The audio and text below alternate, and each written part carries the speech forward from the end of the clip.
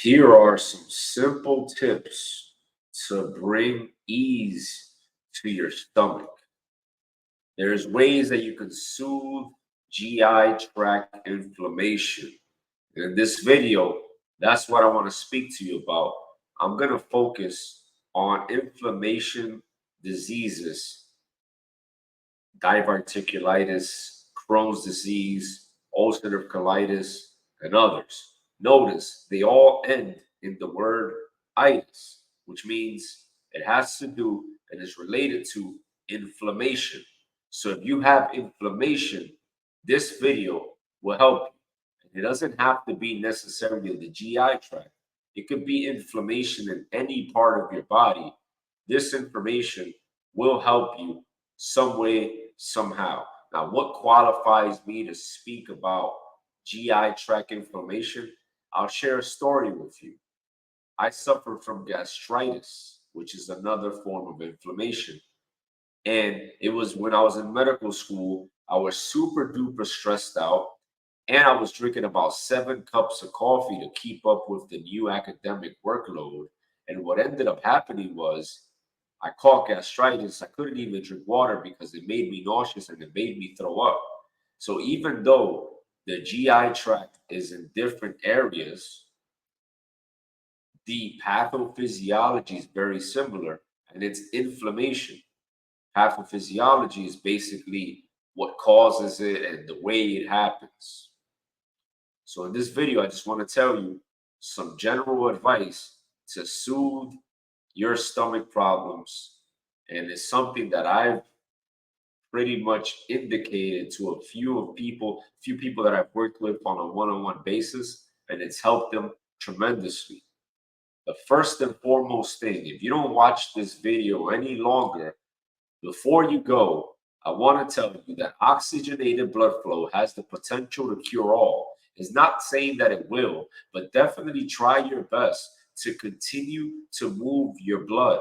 Think about it. If you have water in like some kind of container, what ends up happening? If you don't move the water doesn't flow, it'll start to rot or it'll evaporate and cause bacteria and stuff to grow on it. It's the same thing with your body. If you want to heal faster, you have to do physical therapy after a trauma incident. So why don't you just do your own physical therapy when you're dealing with health issues? This is what I did. This is what I do. This is what I tell a lot of people to do as well. This is not medical advice. This is for entertainment purposes only. Just sharing with you what works on my end. Move your body. Sorry. Move your body. Walk. Do whatever you can to continue to get your blood flowing, to continue to breathe oxygen and give oxygen to your inflammation. Why? Because when a person has inflammation, and by the way, a fun fact about inflammation, all diseases, especially all chronic diseases, are pretty much linked to inflammation some way, somehow. The next thing is leverage autophagy, which we spoke about in the previous video.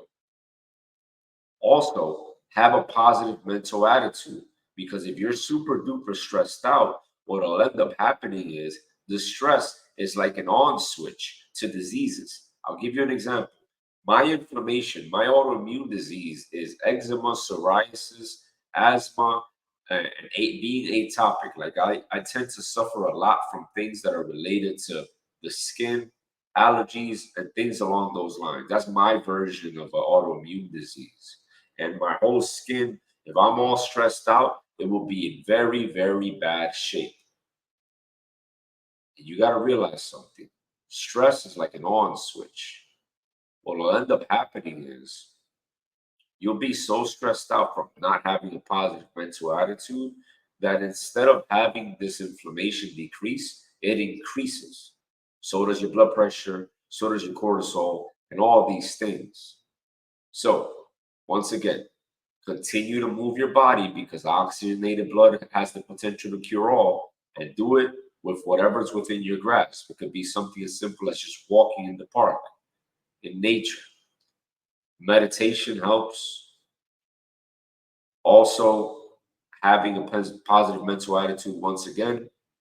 Now, here are some overview suggestions. It depends on which kind of inflammation in the GI tract you have, but for diverticulitis, for example, it's indicated that you have a high fiber diet. Avoid certain foods, the ones that trigger you. Of course, a high fiber, like it's funny, people want to be healthy and they think that it's complicated. Like high fiber foods, what are those? Fruits and vegetables mostly. And aren't those the ones you're supposed to be eating anyway? So if you were just to be doing what you're supposed to be doing, then the odds of you suffering from what you're suffering from are decreased. So please understand, a high fiber diet, eating fruits and vegetables, you probably heard it when you were in elementary school. You're hearing it again here. They're very good for you. Avoid foods that trigger you, like corn and popcorn. And remember, the diverticulitis is like this outpouched in the colon, and you don't want like seeds and stuff to go in there. Stay hydrated, help your body with water. Like we're 70% water. If you're dehydrated and you're having GI issues, the lack of water is just going to make it worse. Another thing is highly recommended, take probiotics and prebiotic supplements to kind of reestablish the gut flora.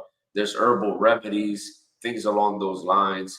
But to me, work works. So regular exercise with a positive mental attitude will help tremendously. Also, using and leveraging the autophagy.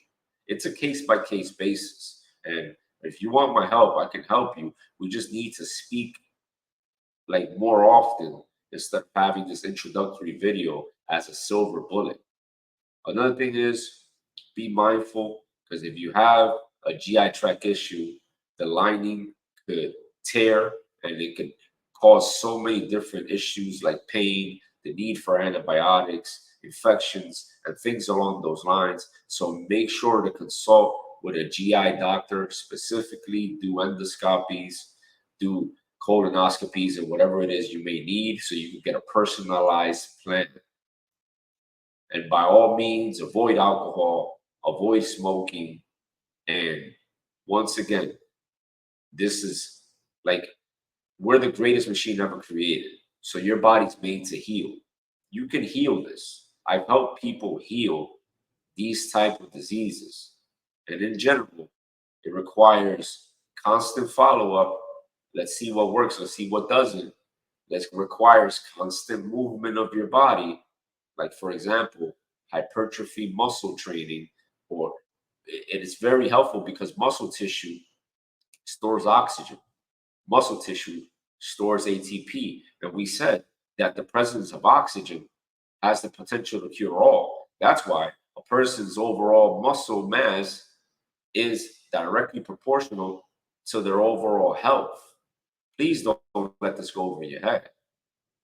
Like sitting down, taking a break is good, but whatever you can do within your grasp to get the blood flowing, to get the muscles growing, will help you as well. All right, my people. I hope this helps. If you have any questions, just hit me up and I got you. Peace.